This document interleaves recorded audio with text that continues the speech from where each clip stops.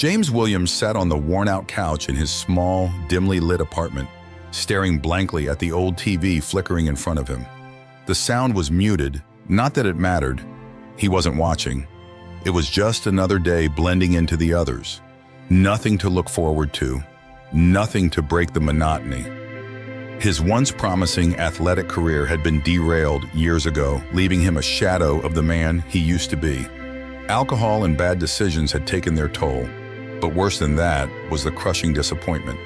He had faced enough prejudice as a black man in sports, constantly underestimated and pushed aside. His dreams had slowly crumbled under the weight of it all, and now he was left with nothing but regrets and a lingering bitterness he couldn't shake. The soft hum of the refrigerator was the only sound in the room as James sank deeper into his thoughts. He thought about the glory days, the applause of the crowd, the feel of the ball in his hands, and the adrenaline that used to course the repulse through his veins. Back then he had hope, ambition, and a fire that burned so brightly it seemed nothing could extinguish it. But reality had a way of beating down even the strongest flames. The racial slurs, the whispers behind his back, and the missed opportunities because of his skin color were more than just roadblocks. They were wrecking balls to his spirit, and in the aftermath of his fall, he had found solace at the bottom of a bottle. The weather outside was gloomy, mirroring the storm inside his head.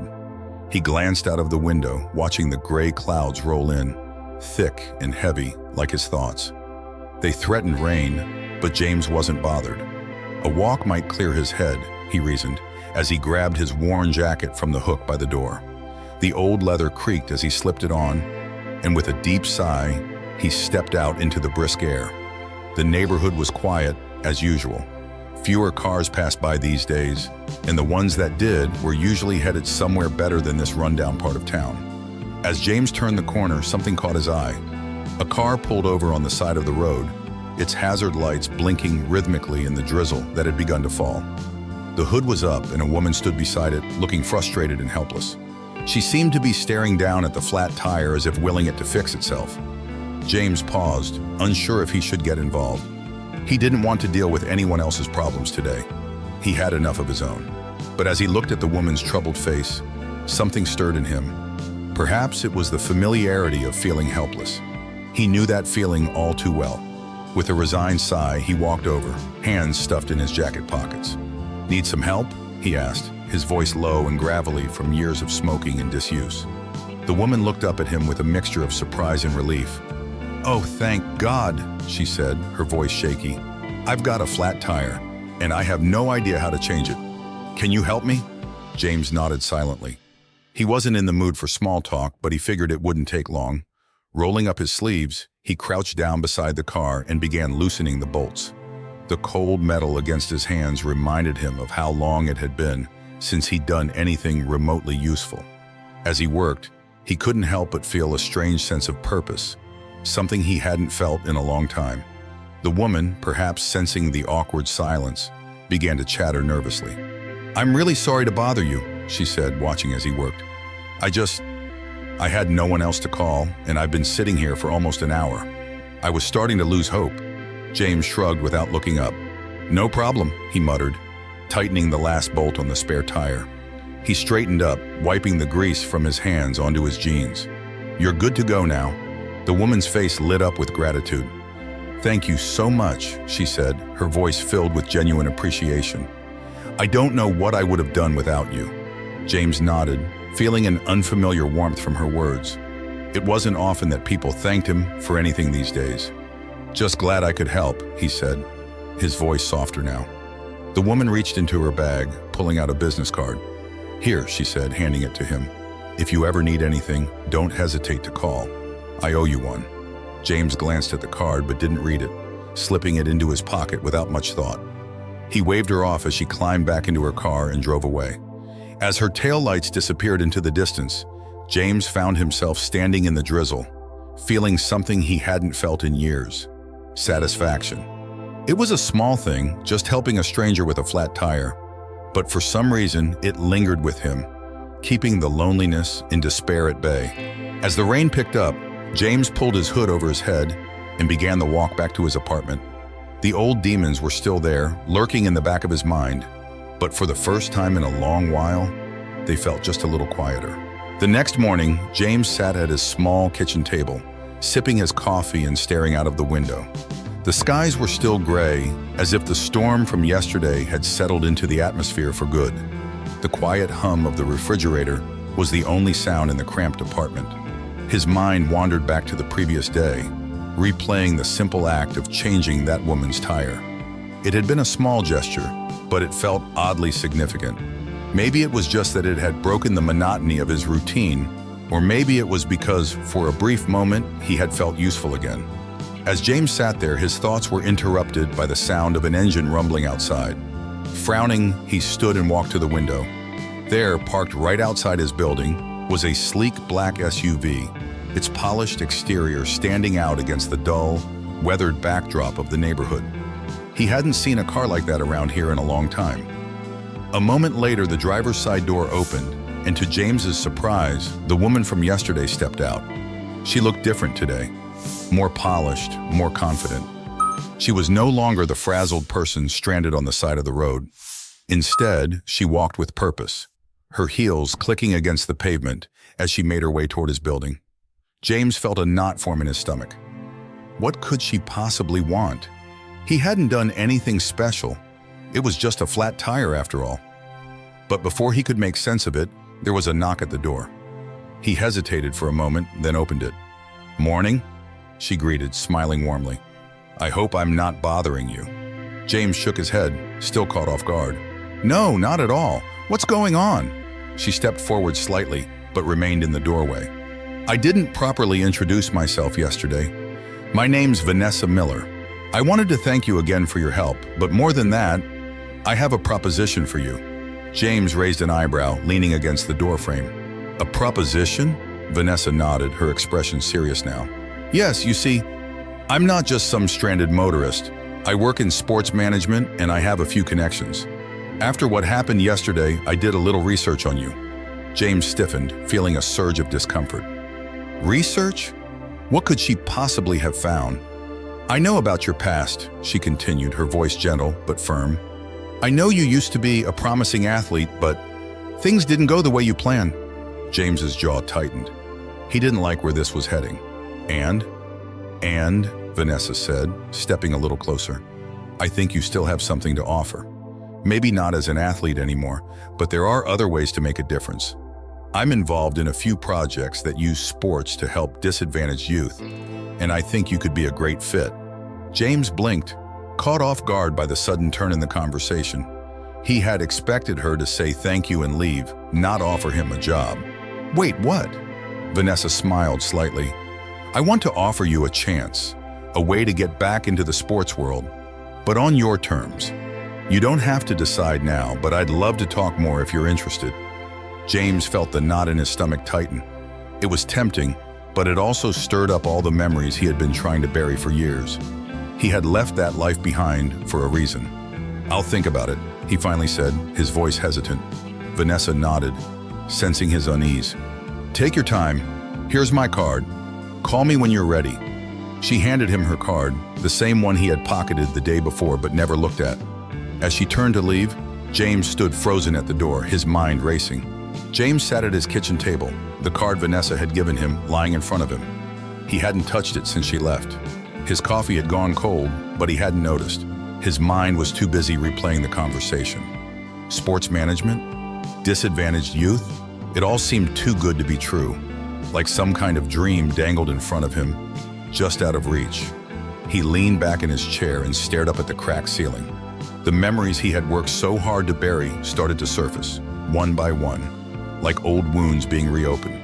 He had been a basketball player once, a damn good one, if he was being honest. He had grown up playing on the streets, shooting hoops with anyone who'd give him a chance. His talent had caught the attention of a few scouts, and for a while it seemed like he was on the path to something big. But being good wasn't enough. Not when the color of your skin came with its own set of expectations and limitations. He could still hear the comments, the whispers, and the slights disguised as compliments. "You're good. For a black player. You've got raw talent, but do you have the discipline?"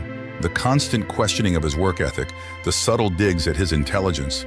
It had worn him down piece by piece until he wasn't sure who he was anymore. And then came the injuries. A twisted ankle here, a bruised shoulder there. They were minor at first, but they piled up. And when his body started to fail him, the offers stopped coming. The phone stopped ringing. The people who had once praised him didn't have time for him anymore. He had been discarded, another black athlete who didn't make it. That's when the drinking started. First, it was just a way to numb the pain, both physical and emotional. But soon it became the only way he knew how to cope. The alcohol took the edge off, made the failure sting a little less, made the whispers easier to ignore. But with the drinking came more mistakes, missed practices, poor performances, and eventually the complete collapse of his career.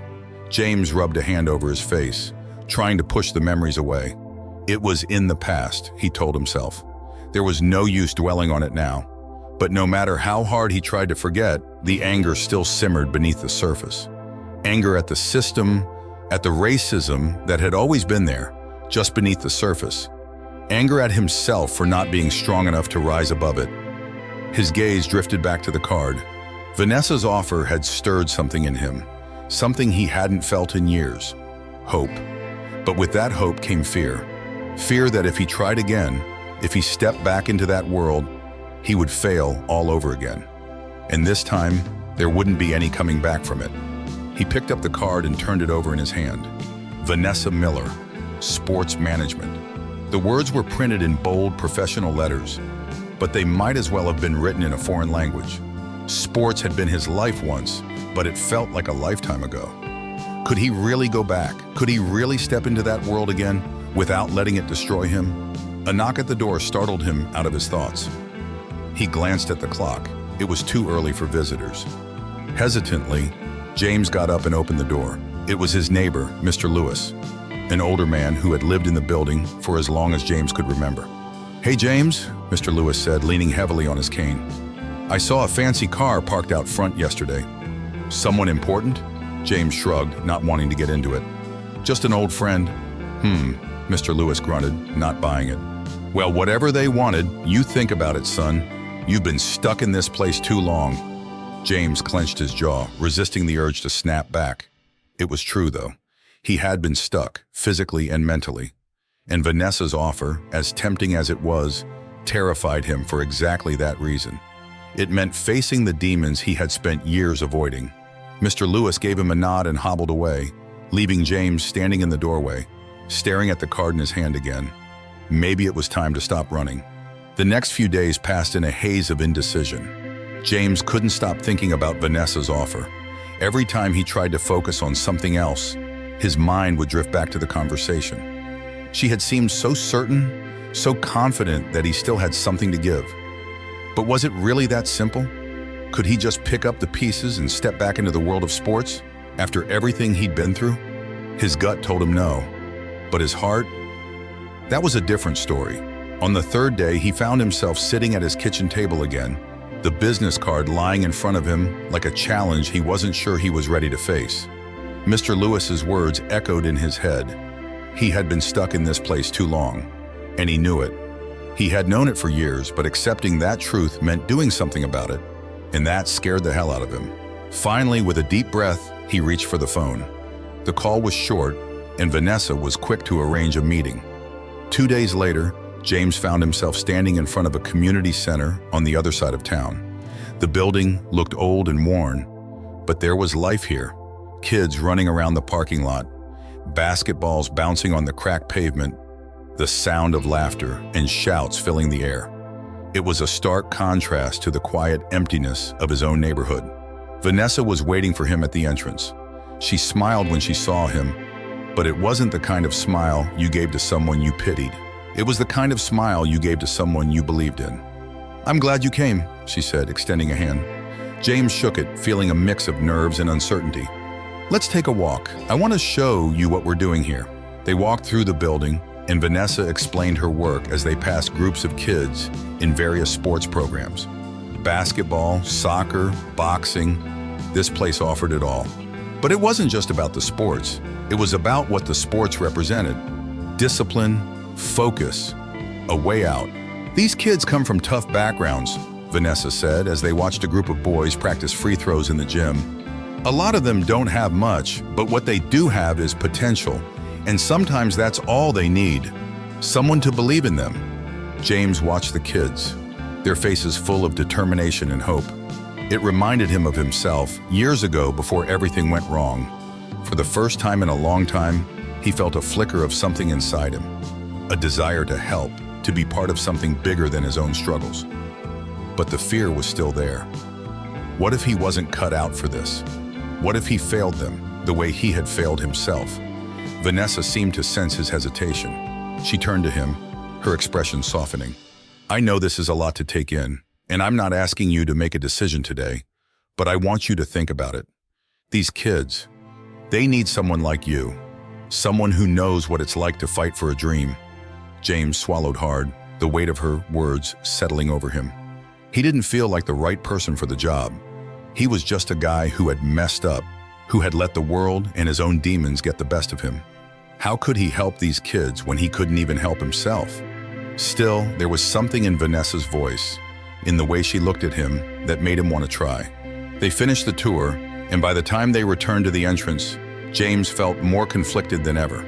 Part of him wanted to walk away, to retreat back into the comfort of his isolation. But another part, the part that had once thrived on competition and challenge, was whispering that maybe, just maybe, this was exactly what he needed.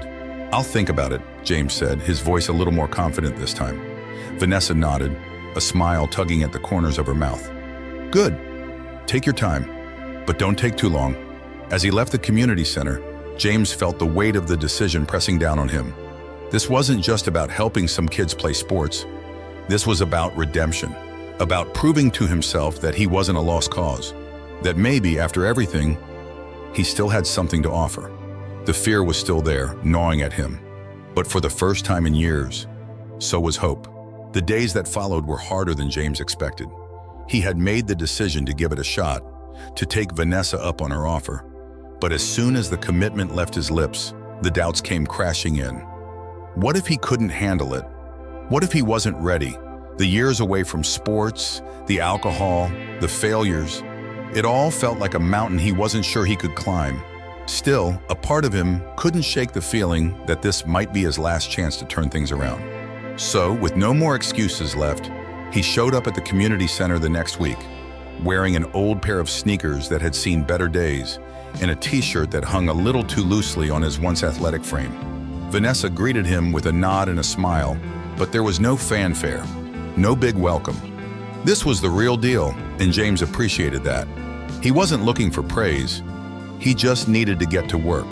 His first task was simple enough: help out with the basketball practices. Vanessa wanted him to get a feel for the kids, to understand what they were dealing with.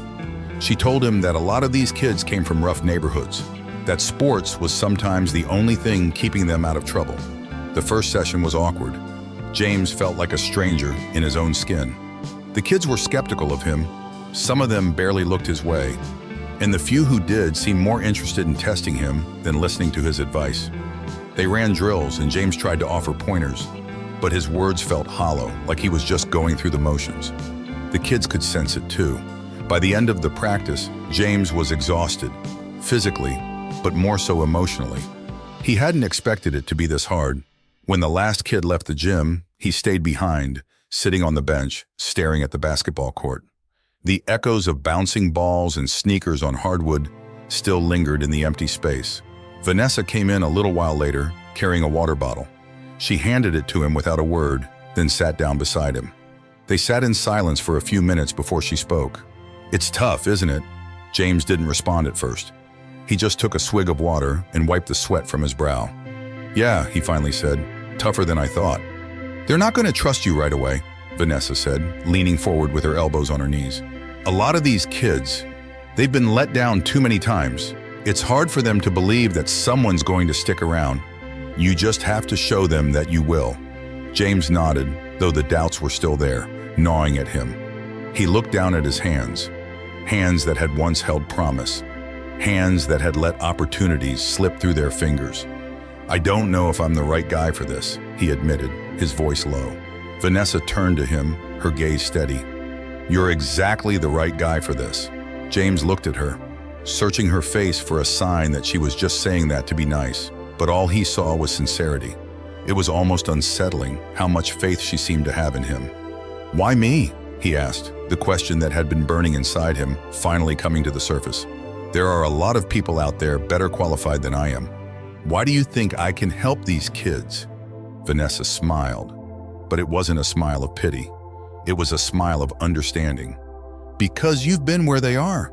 You know what it's like to have people doubt you, to feel like the world's stacked against you, and you know what it's like to fall. But you're still here. That counts for something, James." James looked away, unable to meet her eyes. The truth of her words hit hard. He had fallen, harder than most, but the fact that he was still standing, still trying, even after everything, maybe that did count for something. The next few weeks were a slow grind. James kept showing up at the center, helping out with practices, running drills, trying to connect with the kids. Some days were better than others. A few of the boys started to warm up to him, asking him questions about his playing days, testing his knowledge. Others kept their distance, watching him from the corner of the gym like they were waiting for him to mess up. The physical part wasn't easy either. James hadn't realized how out of shape he was until he tried running drills alongside the kids. His legs ached, his lungs burned, and more than once he had to step aside and catch his breath while they kept going. It was humbling, to say the least. But every time he thought about giving up, Vanessa's words echoed in his mind. "You're still here. That counts for something." But it wasn't just the physical exhaustion that weighed on him. It was the emotional toll. Being around these kids, seeing their hunger, their desire to make something of themselves, it brought back memories he had tried to bury. Memories of when he was the one fighting for a dream, and memories of how quickly it had all come crashing down. The hardest part wasn't the practices or the drills, it was facing himself. Every time he looked at those kids, he saw a reflection of his younger self, full of potential, but haunted by doubt. The only difference was they still had a chance. And that terrified him, because if he let them down, if he couldn't be the role model they needed, it would only reinforce the belief that had haunted him for years, that he was a failure. But despite the fear, despite the doubts, James kept showing up. It had been about a month since James started working at the community center, and though he still struggled with self-doubt, there was progress. The kids were warming up to him, slowly but surely. Some of them even asked for his advice outside of practice, and James found himself beginning to enjoy the routine. It gave him something to look forward to, something to keep him grounded. But no matter how much he tried to focus on the kids and their needs, his past was always there, lurking in the back of his mind. Every time he stepped onto the court or watched the boys shoot hoops, memories of his own failed career bubbled to the surface. The reminders of what could have been were constant, and he couldn't shake the feeling that he was just waiting for something to go wrong. One evening, after a particularly tough practice where none of the drills seemed to go right, James stayed behind after everyone had left. The gym was empty, and the only sound was the occasional creak of the floorboards as he paced back and forth, dribbling a basketball. He shot at the hoop, the ball bouncing off the rim and clattering to the floor. He hadn't played seriously in years, and it showed. He bent over, hands on his knees, breathing heavily as sweat dripped from his forehead. His muscles ached from the effort, but it wasn't just physical exhaustion weighing him down. It was the emotional burden of his past. No matter how much he tried to move forward, the failures of his career and the demons of his addiction followed him like a shadow. Vanessa walked in, catching him off guard.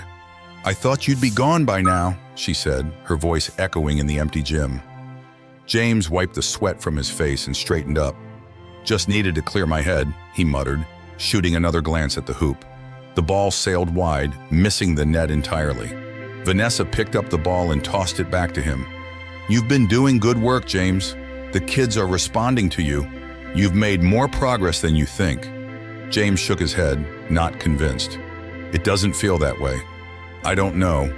Maybe I'm not cut out for this after all." Vanessa took a deep breath as if she had been waiting for this conversation.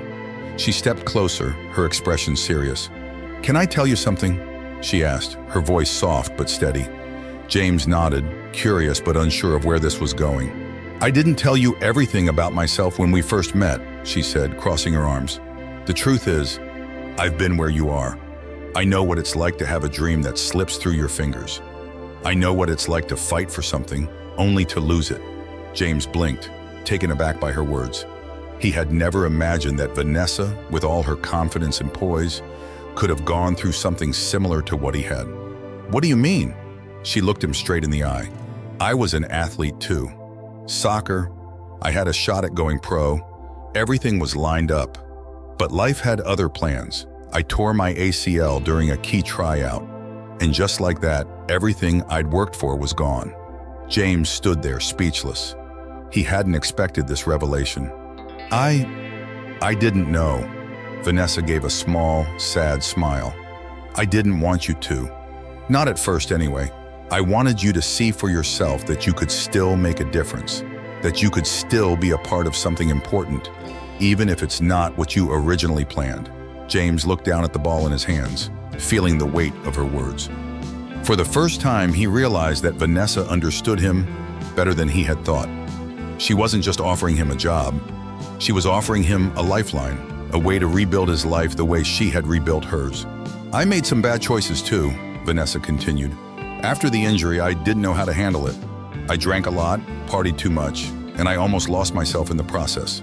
But eventually, I found a way back. It wasn't easy, but I did it. And you can too." James felt a lump form in his throat. He had spent so long thinking he was alone in his struggles that no one could understand the pain of having your dreams ripped away. But here was Vanessa standing in front of him, telling him that she had been through the same thing and come out the other side. "You never told me any of this before," James said, his voice quiet. Vanessa shrugged. "I didn't want you to think I was offering you this chance out of pity. I wasn't. I see potential in you, James. Real potential. The same way someone once saw it in me, even when I couldn't see it myself." James swallowed hard, the weight of her words sinking in. For the first time, he felt something shift inside him. Maybe he wasn't as broken as he thought. Maybe there was still hope for him, after all. Vanessa gave him a reassuring smile. "You've already come this far. Don't stop now." James nodded, his chest tight with emotion. He had been running from his past for so long, trying to bury it beneath layers of anger and regret. But now, standing there with Vanessa, he realized that maybe the only way forward was to stop running. "Thanks," he said, his voice barely above a whisper. Vanessa nodded and turned to leave, but before she reached the door, she paused and looked back. "I believe in you, James, but you need to start believing in yourself."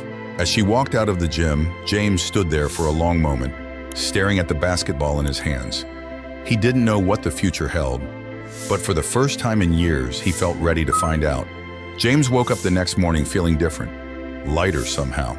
Vanessa's words from the night before had settled deep into his mind, and for the first time in years, he didn't feel like he was being crushed under the weight of his past.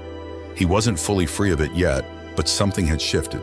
He was beginning to see the possibility of a future, one where he wasn't defined by his failures. That day, when he walked into the community center, there was a new sense of purpose in his step. The kids greeted him with the usual mix of enthusiasm and indifference, but he noticed that more of them were starting to come to him for advice, asking questions about their form, about their game. Little by little, he was gaining their trust. As practice started, James found himself falling into the rhythm more naturally. The drills felt smoother, and his interactions with the kids felt less forced. He still had moments of doubt, moments when the old insecurities crept back in, but they didn't dominate his thoughts the way they used to. Toward the end of practice, Vanessa called him over. "We're going to have a tournament next week," she said. "A small local one, but it's a big deal for these kids. It'll be the first time some of them have played in front of a crowd. I was hoping you'd help coach." James felt a surge of nerves, but also excitement. Coaching at a tournament was a big responsibility. It meant more pressure, more eyes on him, but it also meant a chance to really make a difference. "I'll do it," he said, trying to sound more confident than he felt. The week flew by as they prepared for the tournament. James threw himself into the practices, working with the kids to perfect their plays, focusing on their teamwork and trying to instill the kind of discipline that had been drilled into him during his playing days. The more he worked with them, the more he saw pieces of himself in the kids, especially in one boy, Marcus, who had raw talent but was always doubting himself. Marcus was quiet and reserved, always hanging back during practice, but James could see the fire in him. It was the same fire he had once had, the drive to be great, but also the fear of not being enough. One afternoon after practice, James called Marcus over. "I've been watching you," he said. "You've got talent, but you're holding back. Why?"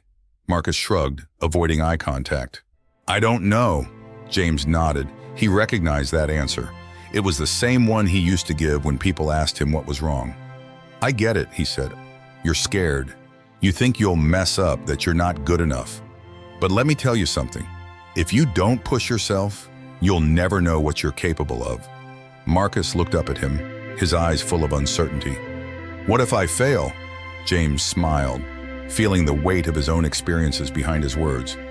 "Then you get back up and try again. That's the only way you're going to get better." Marcus seemed to absorb the advice, nodding slowly. "Okay," he said, his voice barely above a whisper. But in his eyes, James saw a flicker of determination that hadn't been there before. The day of the tournament arrived, and the community center was buzzing with excitement. The kids were nervous, but James could see the anticipation in their faces. For some of them, this was the biggest event they had ever been a part of. James paced the sidelines as the games began, his heart pounding almost as hard as it used to before his own matches. Coaching was different from playing, but the adrenaline was the same. As the kids ran up and down the court, he found himself shouting encouragement, giving instructions, completely immersed in the action. Then came the final game. Marcus's team was up by a few points, but the other team was closing in fast. The pressure was building, and James could see the tension on Marcus' face. He knew that look all too well. The fear of failure, the weight of the moment. During a timeout, James crouched in front of Marcus, looking him in the eye. "This is it, Marcus. You've got the talent. You've worked for this. Don't hold back now." Marcus nodded, his hands shaking slightly. But there was a determination in his eyes that hadn't been there before. When the game resumed, Marcus played with a fire James hadn't seen from him before. He was fast, focused, and completely in the zone. With seconds left on the clock, the ball came to Marcus. Everyone in the gym seemed to hold their breath. He took the shot. The ball sailed through the air in what felt like slow motion, and then, swish, it went through the net. The crowd erupted in cheers, and Marcus's teammates swarmed him, shouting and celebrating. James watched from the sidelines, his heart swelling with pride. Marcus had done it. But more than that, he had believed in himself. As the kids celebrated their victory, Vanessa walked over to James, a smile on her face. "You did good," she said, her voice filled with pride. James shook his head. "They did good. I just helped them see what they were capable of." Vanessa smiled wider. "Isn't that what coaching's all about?" James looked back at the kids, their faces full of joy and excitement, and for the first time, he felt at peace with where he was. He had spent so long running from his past, but now, standing here, he realized that maybe it was all leading him to this moment. Maybe this was exactly where he was supposed to be. The weeks following the tournament were a whirlwind. The kids were still riding the high of their victory, and the atmosphere at the community center was electric. Everywhere James looked, there were smiles, laughter, and excitement. It was contagious, and for the first time in years, James found himself looking forward to each day. The weight that had been pressing down on him for so long was starting to lift. Marcus especially seemed like a new person. The shy, uncertain boy who had hesitated to take risks on the court was now full of confidence. He took on a leadership role during practices, helping the other kids with their drills, and even giving advice to his teammates. James watched him with pride, knowing that Marcus had found something inside himself that couldn't be taught, something James had almost lost in himself. One evening, after a long day of practice, James sat on the bench in the gym, watching the kids leave one by one. The gym grew quiet, and for a moment he allowed himself to take it all in. This place, this community center, had become more than just a job. It had become his lifeline, his way back to himself. Vanessa walked in, as she often did, and sat down next to him. "You look deep in thought," she said with a smile. James chuckled, leaning back against the bench. Just thinking about how far we've come. These kids, they're different now. Vanessa nodded, following his gaze to the empty court. They're not the only ones. James turned to her, raising an eyebrow. What do you mean? She shrugged, a knowing smile playing on her lips. You've changed too, James. When you first walked in here, you were ready to give up. Now look at you. You're coaching, you're leading, and these kids look up to you. You've made a difference here. And not just in their lives, but in your own. James felt a lump form in his throat. It was true. He had spent so long thinking he was broken that his past defined him. But these kids had shown him that there was more to him than his failures. They had given him a second chance, just as much as he had given them one. I guess I needed this more than I thought, James admitted, his voice soft. I thought I was helping them, but they've been helping me too. Vanessa smiled. That's how it works. Sometimes when we give, we end up receiving more than we ever expected. For a moment, they sat in comfortable silence, watching the last of the kids filter out of the gym. James thought back to the beginning, to the day he had first met Vanessa on the side of the road. It seemed like a lifetime ago now. Back then, he had been lost, weighed down by the past, unsure if he would ever find a way forward. But now, sitting here, he realized that the journey had been about more than just finding redemption. It had been about finding himself again. As they sat there, Vanessa's phone buzzed.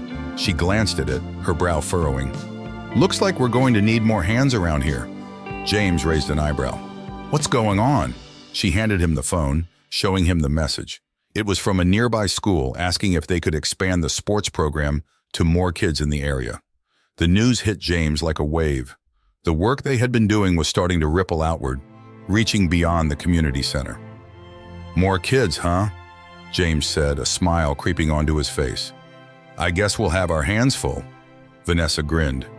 Looks like it. You up for it? James didn't hesitate.